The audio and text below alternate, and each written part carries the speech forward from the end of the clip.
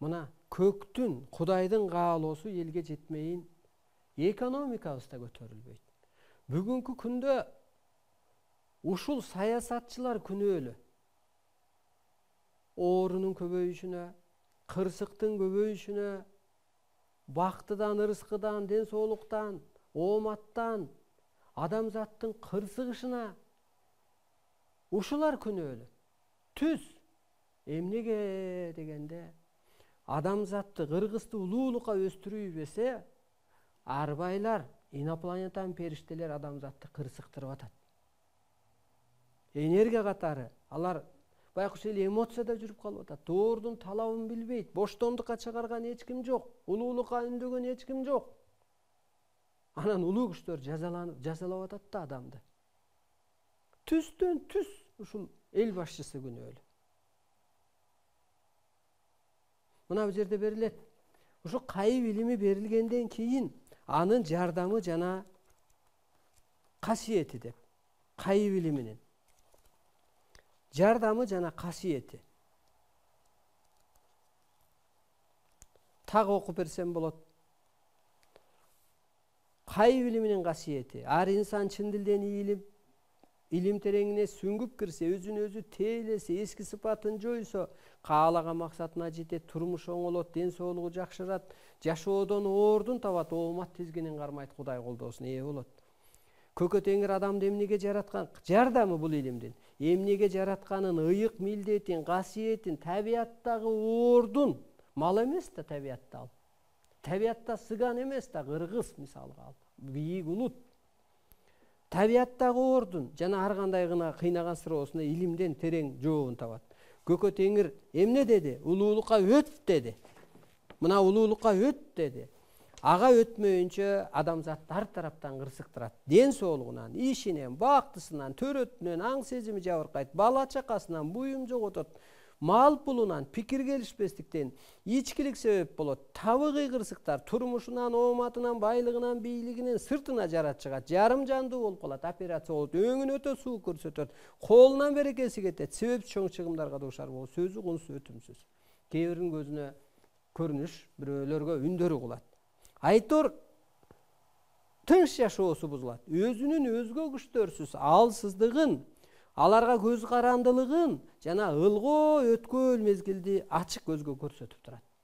Бул кырсыкка өзөгө өспөгөн адам тыянак чыгарбаса, бурулуш жасабаса, табият ордудан жоюлат.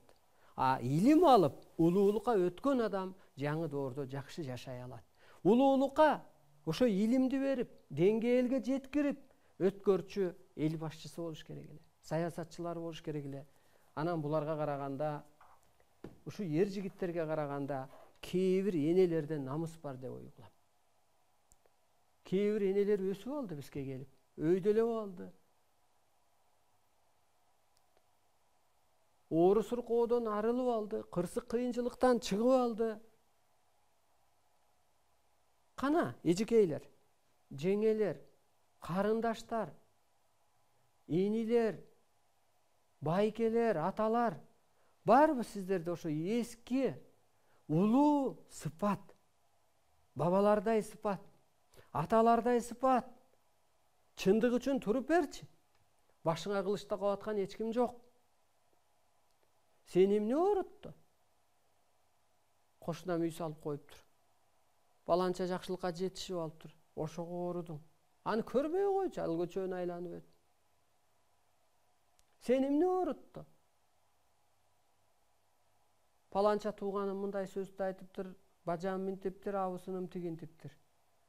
Ошол оорутту.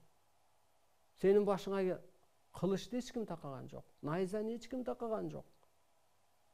Сен ал чоң түйшүктү тарткан жоксуң. Эмне оорутту гана айтсаңыздар. Жалкоолук оорутту. Майда түшүнүк оорутту. Атаандашуу, арыздашуу, жамандашуу, ошо пендечилик оорутту. Ар кандай агымдын чектөө киргизди.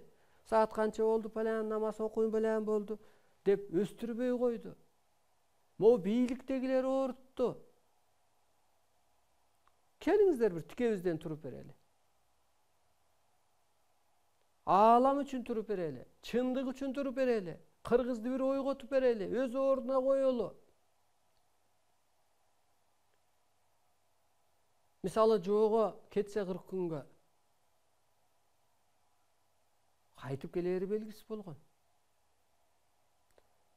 Такайла барып чаап алган эмес, бирде чапса бирде чабылып келген. Бирде жеңсе бирде жеңилип келген. Азыр мына мен чыгып атам. Мен жеңилбейм. Менин башыма кылычты эч ким алып келип такабайт. Анткени мен ааламдын сөзүн айтып атам. Ааламдык ишимди, улуу ишимди кылып атам. Улуу күчтөр коштоп колдойт, мөөр басат. Жеңилгеним ушудур. Эл түшүнө албай аткандар. Жыл өтөт, ай өтөт, күн өтөт, түшүнөт.